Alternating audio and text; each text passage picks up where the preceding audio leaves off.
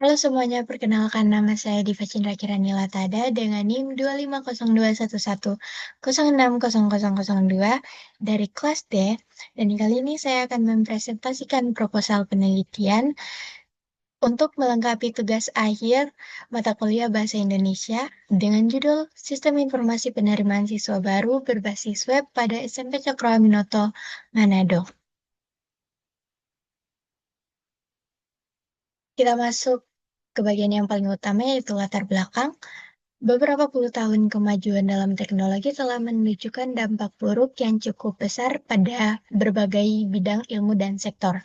Di antara beragam inovasi, internet merupakan komponen yang paling berperan dalam transformasi teknologi informasi hingga sekarang.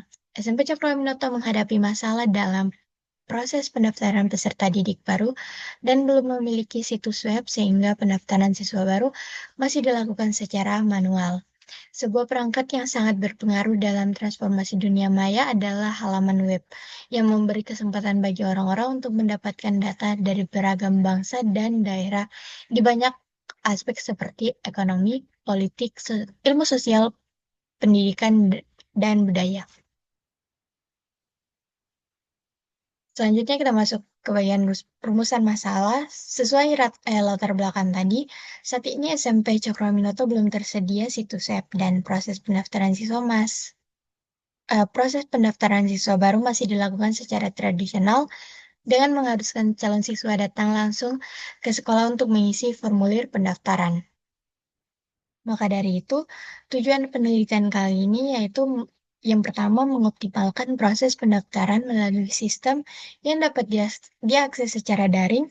Yang kedua, meningkatkan akurasi dan keamanan penyimpanan data calon siswa.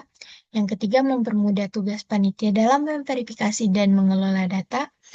Dan yang keempat, menciptakan alur pendaftaran yang lebih modern, cepat, dan efisien. Dan ada juga manfaat penelitian yang terdiri dari dua, manfaat teoritis, yaitu studi ini memberikan kontribusi pada pengembangan teori sistem informasi di bidang pendidikan, khususnya terkait digitalisasi proses administrasi penerimaan siswa. Yang kedua ada manfaat praktis. Bagi sekolah, sistem ini mempermudah proses pendaftaran, mengurangi kesalahan input, dan meningkatkan kelayanan publik. Bagi calon siswa, pendaftaran dapat dilakukan dari mana saja tanpa harus datang ke sekolah. Dan bagi peneliti, penelitian ini menjadi penerapan nyata dari ilmu pengembangan sistem informasi. Selanjutnya kita masuk ke bagian tinjauan pustaka. Yang pertama ada pengertian sistem. Sistem adalah suatu entitas yang terdiri dari berbagai elemen atau bagian yang saling terhubung dan berinteraksi secara terus-menerus dengan lingkungannya. Tujuannya adalah mencapai satu sasaran yang terkoordinasi dan berkesinambungan. Setiap elemen dalam sistem memiliki peran masing-masing namun tetap bekerja secara harmonis untuk mencapai tujuan tertentu. Yang kedua ada pengertian informasi. Informasi merupakan data yang telah melalui proses klasifikasi, pengolahan, atau interpretasi agar dapat dimanfaatkan dalam pengambilan keputusan. Informasi mencerminkan peristiwa nyata dan disajikan dalam format yang berguna bagi penerimanya. Yang ketiga ada sistem informasi. Sistem informasi adalah perpaduan antara teknologi, individu, dan produser yang digunakan untuk mengumpulkan, mengelola, menyimpan, dan mendistribusikan informasi demi mendukung pengambilan keputusan serta pengendalian organisasi. Sistem informasi mengelola data mentah menjadi informasi yang bernilai. Kemudian ada komponen sistem informasi yang terdiri atas dua, hardware atau perangkat keras merupakan elemen fisik seperti komputer, server, jaringan, printer, dan perangkat input maupun output lain yang mendukung pemrosesan data. Yang kedua ada software atau perangkat lunak adalah aplikasi atau program yang digunakan untuk memproses informasi terdiri dari software sistem, software aplikasi, dan software khusus yang memberikan instruksi kepada hardware. Kemudian ada penerimaan siswa baru. Penerimaan siswa baru adalah proses awal untuk mendapatkan peserta didik, merupakan tahap penting yang membutuhkan perencanaan efektif. Proses ini bertujuan menarik siswa yang berkualitas sehingga standar pendidikan meningkat. Kemudian ada website. Situs internet berfungsi menghubungkan berbagai dokumen dalam jaringan lokal maupun global. Pengguna dapat menjelajahi halaman web atau hypertext menggunakan browser seperti Chrome dan Firefox. Nah, selanjutnya ada jenis-jenis software seperti yang pertama ada HTML, adalah bahasa standar untuk merancang halaman web yang digunakan untuk menampilkan teks, gambar, video, hyperlink, dan elemen lainnya. HTML adalah bahasa penandaan, bukan bahasa pemrograman. Kemudian ada PHP, adalah bahasa pemrograman skrip untuk membangun situs web dan dapat diintegrasikan dengan HTML yang diperkenalkan oleh Rasmus Lerdorf pada 1995 dan dikembangkan oleh komunitas grup PHP. Kemudian ada MySQL, adalah sistem manajemen basis data SQL yang bersifat multi-read dan multi-user yang disediakan secara gratis dengan lisensi GPL oleh MySQL AB dan juga memiliki versi komersial. Nah, yang terakhir ada UML, adalah standar bahasa pemodelan yang digunakan untuk menganalisis, mendesain, dan mendokumentasi sistem perangkat lunak berorientasi objek. UML mencakup 4 diagram. Yang pertama ada use case diagram, yaitu model untuk menunjukkan fungsi sistem dan siapa yang menggunakan fungsi tersebut. Yang kedua, activity diagram, yang menggambarkan alur kerja atau aktivitas dalam sistem. Yang ketiga, class diagram, yang menunjukkan struktur sistem melalui kelas, atribut, dan metode. Dan yang keempat, sequence diagram, yang menggambarkan urutan interaksi antar objek dan pesan yang dikirim maupun diterima. Selanjutnya kita masuk di bagian metodologi penelitian. Yang pertama ada jenis penelitian.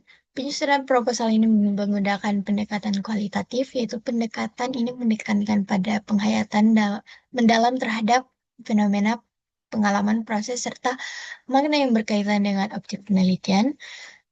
Kemudian ada metode penelitian. Penelitian ini menggunakan metode waterfall atau pendekatan pengembangan sistem yang dilakukan secara sistematis dan berurutan yang meliputi yang pertama analisis kebutuhan, yang mengidentifikasi masalah dan menentukan kebutuhan sistem agar sesuai dengan tujuan pembuatan sistem informasi PSB.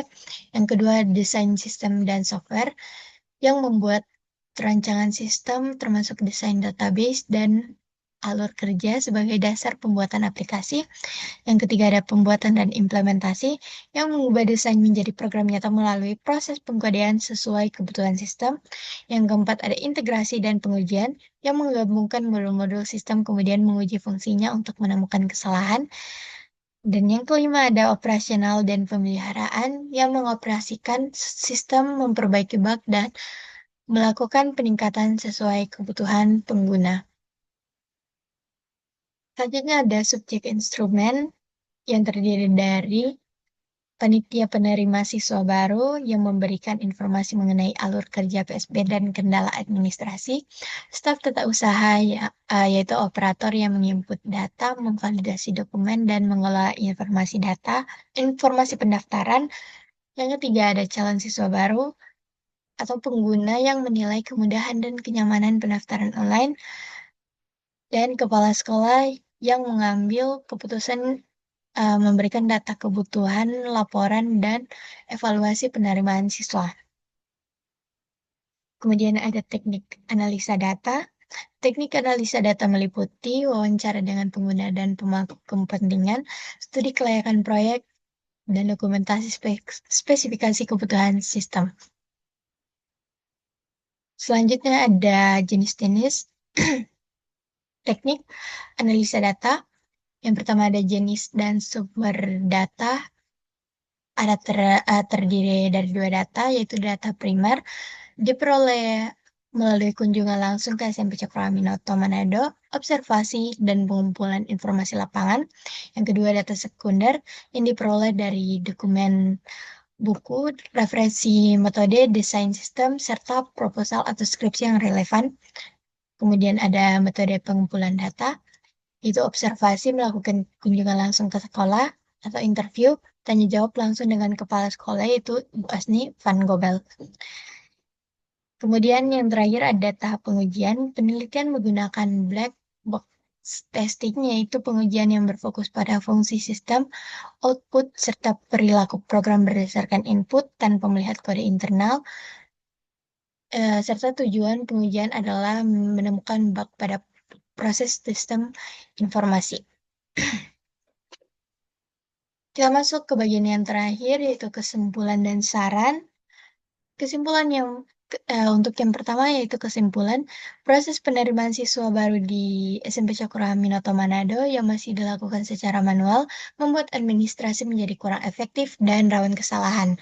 Pengembangan sistem informasi berbasis web menjadi solusi yang tepat karena dapat meningkatkan efisiensi, akurasi data, serta memberikan kemudahan bagi calon siswa dalam melakukan pendaftaran. Kemudian ada saran, sekolah disarankan mulai menerapkan sistem informasi penerimaan siswa baru berbasis web dan mempersiapkan fasilitas pendukung seperti perangkat komputer dan jaringan internet, serta pelatihan bagi panitia atau staf juga diperlukan agar sistem dapat digunakan secara optimal. Sekian presentasi dari saya. Maaf jika ada salah kata maupun yang lainnya. Sekian, terima kasih.